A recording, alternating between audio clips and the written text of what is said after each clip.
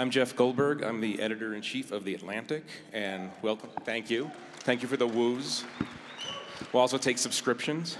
And prefer, actually. Thank you all for being here.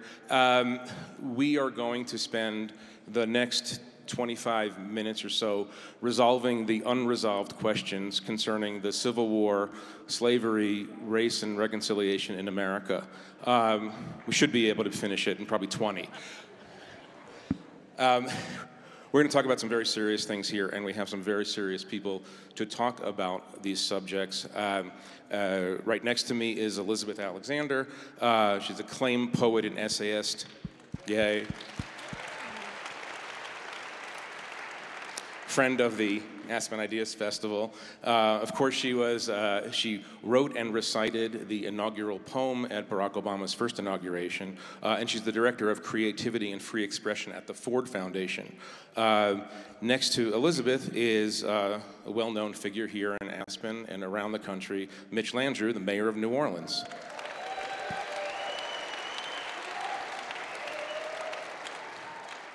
And finally, we have Annette Gordon-Reed, one of America's most acclaimed historians, professor of American history at Harvard University, and winner of the Pulitzer Prize for her seminal work on Thomas Jefferson and Sally Hemings. So what we want to do is, I want to start right with you, Mitch, if we may. You just did something that may or may not represent a kind of break moment in the history of the American South and the way the South relates to its own history. I want you to talk for just a minute or two about the decision you recently made, the action you took, and the reasons that you did this. In 2 minutes? Actually 1 minute, if you could, yeah. Well, first of all, we just did something that was very difficult and very painful. As you know, our beloved city was torn asunder by Katrina, lost a lot of things and a lot of buildings, and for the past 12 years, a lot of folks have come together across racial lines to completely rebuild a great American city, trying to prepare for the future while holding on to our past. And while we began preparing for our 300th anniversary, which is next year, we were thinking about a lot of different things, and in that conversation with first Wynton Marsalis and then with Walter, Wynton said, you ought to think about taking those statues down. And I said, which statues? And he said, the one of Robert E. Lee and the Confederate leaders that sit atop our city. And I told him I would think about it, and so I did. And the short story is that the 4 particular statutes in question were not statutes that were put up to honor those individual men, which many people argue they should be honored for certain things in their life. It was to send a message that the Confederacy was really the right cause, not the wrong cause. And that even though the South, or at least the Confederacy, was on the wrong side of that, we in the South still held to that theory that that's really what New Orleans was about. And as we began to think about whether New Orleans, that really reflected New Orleans' true history and all of our diversity, we concluded that we thought that we could do better. Now, these statutes were in prominent public spaces, and they were in places of reverence. They weren't in places of remembrance like graveyards. And so we went through a very painful public process, lost a lot of friendships, a lot of hard feelings, but otherwise came to the conclusion that the statutes could come down. They did. I gave a speech that was really directed to the people of the city of New Orleans that has somehow now gone viral across the country, which means that this is an issue that is really at least troubling the people of America, and that has led us here today. Mitch, do one more thing, and then I want to have Annette comment on that.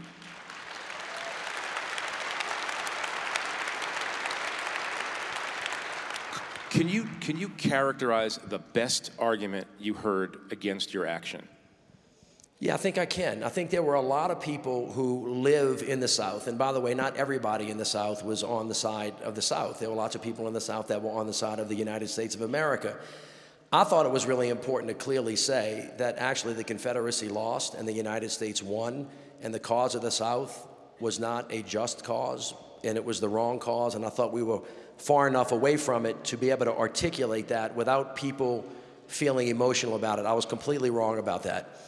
There were many people in the South who, for many reasons, feel like, notwithstanding what the cause of the war was, that their grandfathers and great-grandfathers actually fought and lost their lives, and somehow by us wanting to take these statutes and put them someplace else, we were demeaning the fact that they had given their lives for a cause that they thought was important. And I thought that was a really interesting and terrific thing to hear. That did not override the issue of whether or not we should have those statutes in places of reverence as opposed to places of remembrance. And it certainly didn't address the issue of a historical malfeasance for those protectors of history who only remembered 4 years of our 300 history and forgot the other 296 and all of the contributions that all of us made. And so just in terms of artistic curation, if a city is a museum and you were going to remember all of your history and you wanted to be inclusive rather than exclusive, the city would look a lot different and it would be richer for it, which was essentially the argument against what I thought was their best argument, which was worthy of listening to and hearing. Annette, could you step all the way back and explain a phenomenon that a lot of people, Northerners like me, I'm extremely Northern. I live in D.C., but I don't even like going to Virginia. No offense, by the way. No, but I just don't understand why people in the South, certain people in the South, feel two things. One, that the cause was justified, and the other one is why do some people sort of think that they won? Why wasn't it drilled into people's heads in 1865 or through Reconstruction that this was a bad cause and you should regret what you did? Well, because it never really ended. I mean, after the war was over, you had a period of Reconstruction that was very controversial, and then you had the period of redemption when the people who had lost came back and took over the legislatures and so forth from the black legislators and people who had taken over, who had been a part of Reconstruction. And the United States went into this period of reconciliation. It's a civil war. These were people who are it's talked about as a war, brother against brother, family against family, but it was really whites in some sense in this terms of reconciliation. The idea was to, bring the country back together. And that's what whites did, and they essentially let the South sort of tell their story. I mean, it's like beating up your little brother and then you feel guilty and then you let him have his way. And that's pretty much what happened. Gone with the Wind, Birth of a Nation, all those kinds of things, a sort of portrayal of a gallant South. So the people who are really into this have a very, very skewed vision of what the South was actually about. It's romanticized, and they don't want to give that up. And certainly if your grandfathers and people died during that time period, you want to feel that they died for a reason, a good reason. And it's very hard to say to people, no, it wasn't. So we've never really told the true story about, we're just beginning in the last 40 or 50 years, and that's not long to tell the true story of the country. Let me ask you one other thing, and then I want to come to Elizabeth, but one of the critiques of these kind of actions that Mayor Landrieu just took is that you're erasing history. You're an historian. Talk about that in the context of is this making history disappear? Is this changing history in a way that's not fair? No, it's not making history disappear. We're always going to know about Robert E. Lee. I think the thing that he said is very, very important. It's where these monuments are. This is a public space that's occupied by African Americans and whites, all kinds of people, Asians, people of all different colors, different races, and so forth.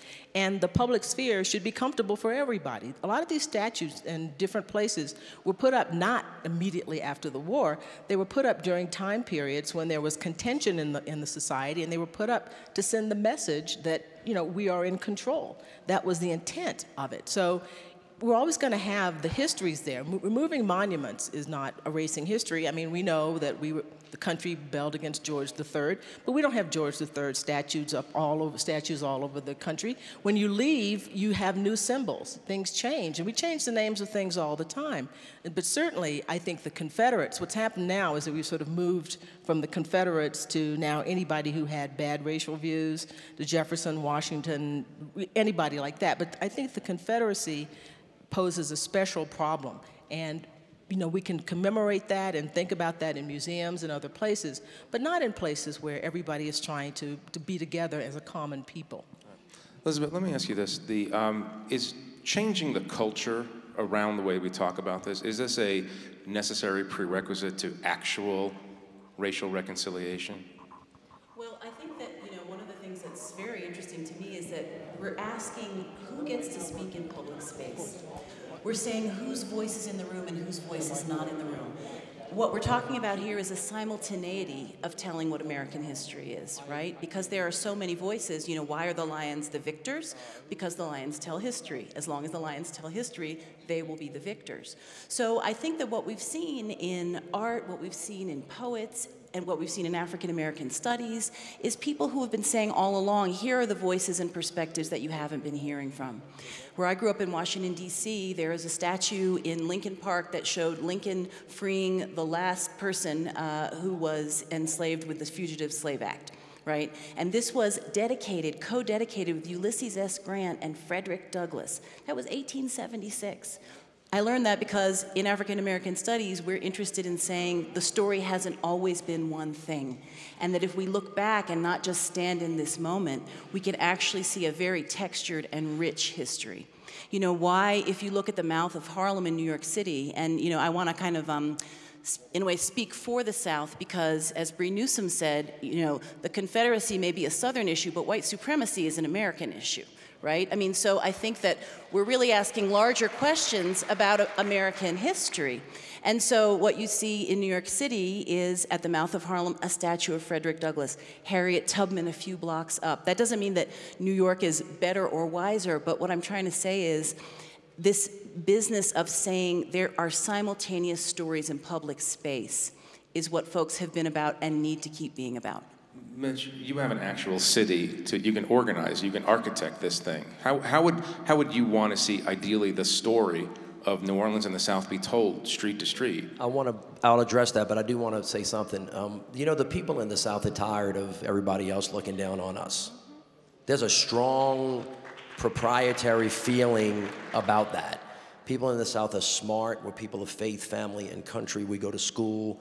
And I think some of the pushback is, oh, if we do this and we admit that somehow we were wrong, it's going to feed into the misapprehension that people from around the country have of us. South is a gorgeous place. I am a son of the South, which is why we have a special obligation to speak to this issue, part A. Part B, not everybody in the South was on the side of the Confederacy. As a matter of fact, New Orleans, Louisiana was in sometimes a Union town, and on this particular circle, which for 160 years was called Tivoli Circle, the Union soldiers stayed. And so this is as much an issue about are you for the country or against the country as opposed to racism and white supremacy. That's why it's complicated. What I would say about the thing that we're not talking about is the historical malfeasance of not telling the whole story of who we are. Not just because it's unfair to leave people out, but because of who we are is important because we came from so many different places. So Americans would hear it as e pluribus unum. New Orleanians would hear it as the melting pot or a gumbo. All of our architecture, all of our food, all of our music, all of our poetry, all of our lyrics, all of our architecture is made up of lots of different countries and generations of people, the Germans, the Irish, the Italians, the French, the Spanish, the Senegambians, the Haitians, all putting into the pot and creating something different and new. All of you know this because when you come to New Orleans, you go, you know what, I don't know what it is about that place, but it's really cool. It's really soulful. And when Katrina hit, if you're being honest with yourselves, you kind of had your heart in your throat thinking, is it possible that we were going to lose the soul of America by losing this great American city? So from my perspective, that entire story is worth telling. And how do you do that? You do it through architecture. You do it through education. You do it through looking at yourself in the mirror and thinking about going forward. So what I would say to people across the country is think about this from where you are. Each city's different. Each community's different. And you ought to think about curating your spaces because when you think about it, how do those monuments get up? You know when they say you can't take them down, Mitch? They never said, well, who put them up and how'd they get up? How easy was it? Well, a very wealthy person went to the mayor who happened to be a Confederate soldier and said, I'd like to put this up. And they said, I think that's great, let's do it. They didn't go through a democratic process. They just put them up.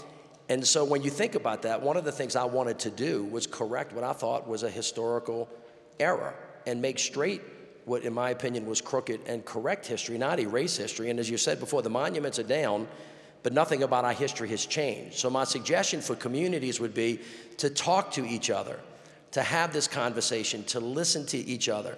The most damning thing I heard from my friends, who I hope are still my friends, was that you got a lot of other stuff to do, kid. You got crime, you got potholes, you got this. And by the way, I don't know anybody who is bothered by those statutes. Now I want you to think about that for a second. To them, it meant that's not a big deal. We should get over it, forget about it. Or it could mean you need to get some new friends.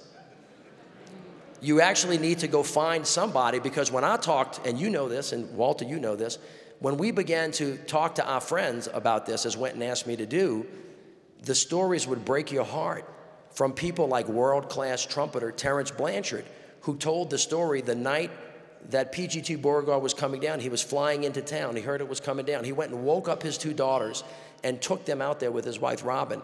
And he said, you know, I went to school right down the street at John F. Kennedy High School. I had to pass that statute every day. And every day I passed that statute, it made me think that those people were trying to send me a message.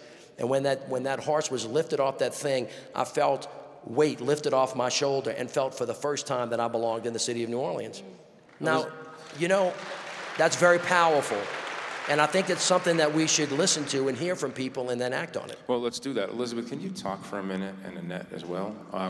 Could you talk for a minute about the experience of an African-American driving down a highway called Robert E. Lee Highway, or looking at a statue of Robert E. Lee in a town square, going to Mitch's point? Because I'm not sure that this is fully understood, certainly across some swaths of the South and also the North. Well, I think, and this was beautifully discussed earlier, of examples, and you'll see I'm answering your question, what Brian Stevenson is doing with the Equal Justice Initiative with the Memorial Project, saying, driving down those roads, driving down those highways, and seeing that commemoration, and knowing the cost of people's lives, knowing what it meant to perpetuate ideology that some people were less human than others, and to profit from it. What does it mean to say, and what he's doing is saying people were also lynched in this space, and what he's doing is marking the spaces, getting the stories, bringing the families, putting names on jars, commemorating. This is not a cheerful commemoration, but this is a layering of this is what the history is. And I think that the next stage is, what do artists envision? Not so much for the positive message per se, but for the imaginative possibility. We ask for our artists to see things that we cannot yet see, not just to portray that which has happened. So I think that that is an important part of recognizing that there are a lot of different bodies that we walk around in that make this country. And I think that to what you say about, you know, you lose some people, and of course, you gain some people. You know, my father always taught me that you speak up your most unpopular truth if it's the truth, because someone is listening, someone needs to hear what you have to say. You may not know in the moment, but someone needs to hear what the truth is. And so I think that for all that is lost, I am certain, I'm an optimist, but I am certain that far more is gained by the example also of a white person saying, look at this extraordinary city that is built by many and inherently built by black people. What a bounty for all of us. That's very important. Well, I'd like you to address that, but I also have another question for you as an historian, which is one of the fears in this whole discussion, and it's maybe sometimes it's subconscious or it's not fully spoken, is this idea that none of the founders of the United States could ever pass the test of modernity. In other words, presentism, this idea that Thomas Jefferson, yeah, he wrote some good stuff, but he was a slave owner, and therefore we have to discount his history and his contributions. Can you frame this issue for us? Because I think it's one of the things that is actually that it's an irritant to this issue. This worry and backlash on the part of a lot of patriotic white Americans, certainly, that what's going on is a systematic attempt to tell America that all of its founders were bad people. Well, I would first distinguish between people who wanted to build the United States of America and people who wanted to destroy the United States of America. So to lump the founders in with the Confederates, it doesn't, I mean, that's a different conversation, I think. Presentism is an issue. I mean, you can't judge people totally by the standards of their time, but you also think of their time. There were people who were better in some ways. I mean, it was not a common thing, obviously, for people to be racially sensitive in the 18th century. That was not a part of their world. I think it's possible to recognize people's contributions at the same time as recognizing, their flaws. You're not going to have American history without Jefferson. I mean, it's not the Soviet Union where they erase people when they're out of a picture. You see a picture of Stalin, and if the person is in favor, they're still there, and then they Photoshop them out. We can't do that here. You have to tell the story of what happened. I mean, the Declaration of Independence is real. The University of Virginia is real. The Library of Congress. I mean, just go on and on and on. But you can't tell that story without telling the other part. I think that's the thing to do. And I think what people feel is that by talking about slavery, by talking about Monticello, talking about Sally Hemings, talking about those things, you're suggesting that he cannot be a person who is a part of American history, and I think that's wrong. I think the Confederates are a bit different. Going back to your previous question about how you feel, I always thought, I grew up in Texas, that it was particularly insulting to have people honoring Confederates when they to honor a flag that flew against the United States of America. I mean, Jefferson and the founders, it's a different time, it's a different struggle, but this was really, I think, even more so, as you said, sending a message. That was a message for today. So the presentism of those monuments and statues is really about trying to maintain white supremacy, maintaining the idea and being recalcitrant in the face of the loss of the war. So I would distinguish, and this is what happens, one thing gets started and we kind of go down the slippery slope and you pull everybody in.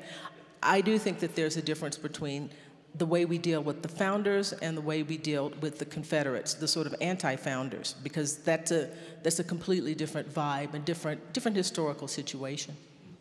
At the risk of stating the obvious, I am white. I am an American. Are you sure? And I am...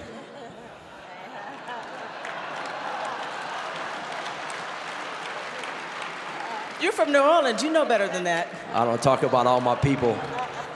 Y'all know. I'm white. I'm an American. I'm from the South, and I'm proud of it. But those Confederate generals never reflected to the world who I was, who I thought my history was, so they did not speak for me as a first example. So not everybody in the South is a Confederate sympathizer. Secondly, not everybody that still supports the ideas of those monuments staying up is a racist. Many of those people, to the argument on their side, was that, look, that's a piece of our history. I grew up there as a little girl or a little boy. It's kind of like when your local stores go away, like from New Orleans, King and B and Gotcha's, and all the places where you shop, they're like, oh my goodness, they're taking away my childhood. So that's one part of it. But the other issue is what's not there, that historical malfeasance of not remembering everything or misremembering specific parts of history. So, for example, President Obama and President Bush addressed this in the opening of the African American Museum about the slave block. And they said for many, many years, the only thing we remembered about that slave block was that two very prominent white politicians spoke from that. And we never took that same slave block and remembered the thousands and thousands and thousands of men and women that was sold. Same piece of equipment, same piece of history, two different stories. One was told, one wasn't. So not only do African Americans who I've talked to feel oppressed and left out and getting the message about we're still in charge, but then the absence of anything that even remembered their struggle or celebrated their victories. And by the way, this also applies to all the Italians, the Spanish, all of the immigrants. All of that stuff is not curated well. And then finally, I'll say this because I actually had to make this decision. When I had to, after talking to the public, think about what monuments, I was aware of the slippery slope argument. Oh my God, he's going to get rid of Jefferson. He's going to get rid of Andrew Jackson, which sits right in the middle of Jackson Square and is the most prominent statue. And I concluded exactly like you did. I separated people who fought for the United States and people who fought against the United States. And the Confederacy was against the United States, and thank God they lost. But it seems to me that you can separate these things in many, many ways. Not only that, Andrew Jackson fought to save the city of New Orleans. He fought for the United States of America. He's got a bad past in some instances, but if you're revering him in the right place and at the right time for the right thing, and this is even true about Robert E. Lee. So for example, there's a university named after Robert E. Lee. I would not argue that you should change the name of Washington and Lee. The reason is because they named that university for him as something really wonderful he did after he finished that was very positive, that has educated generations of people. And I think we're smart enough and we're mature enough and we now have enough distance to handle this with care so that we're soft on the people and hard on the problem so we can course correct our history, look at ourselves in the mirror, allow everybody to come into this discussion, and in my opinion, long term, we're going to be better for it. I want to put one more big question in front of the three of you, and I know, Annette, you also want to make an intervention here, but the big question, this is all happening against a certain political backdrop. The people who voted for Donald Trump, some of them voted as a form of cultural backlash, right? The country was changing. They didn't like the way the country was changing. Donald Trump was standing for certain things. We all remember 2009. Some people thought we were heading into a brilliant post-racial future. I want you to contextualize this, each of you, where we are in America. Are we on President Obama always said, quoting Martin Luther King, the moral arc of the universe is long, but it bends toward justice. My colleague Ta-Nehisi Coates argues that the moral arc of the universe is short and bends toward chaos. There's an optimist and a pessimist there. Frame the answer that you're going to give to that question in the context of this fight over culture and memory in the South. You can each take it if you want. Elizabeth?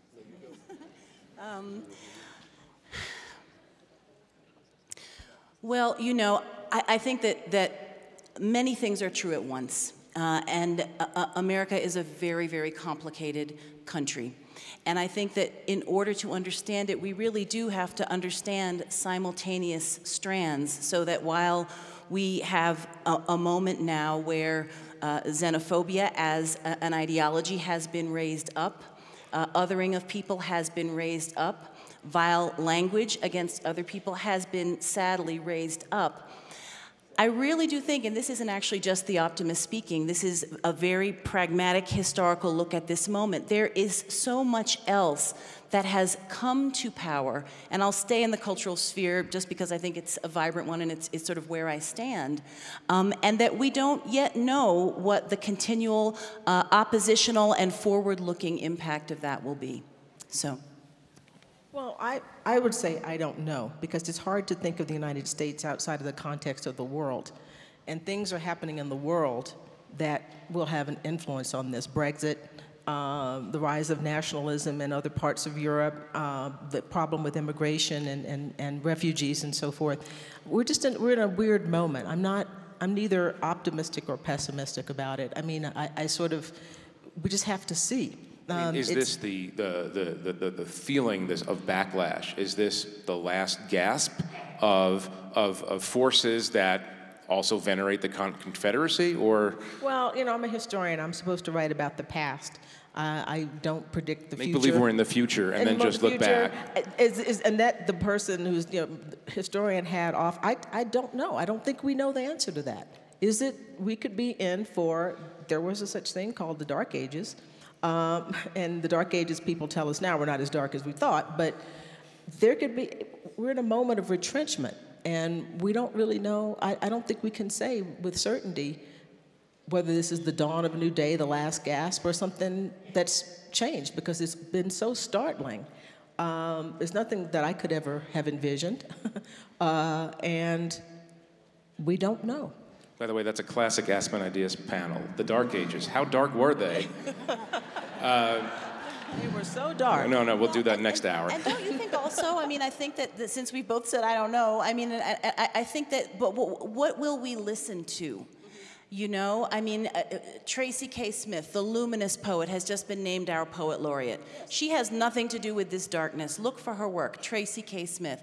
I think it's not sort of being blind to say there is a lot of righteous power out there. Yeah. Listen to it and be empowered. Well, that's the hope that you can, if you want to fight against the idea that this is a backlash and it's something that's going to go on, there are signs of hope. Look at what's happened, with gay rights, for example.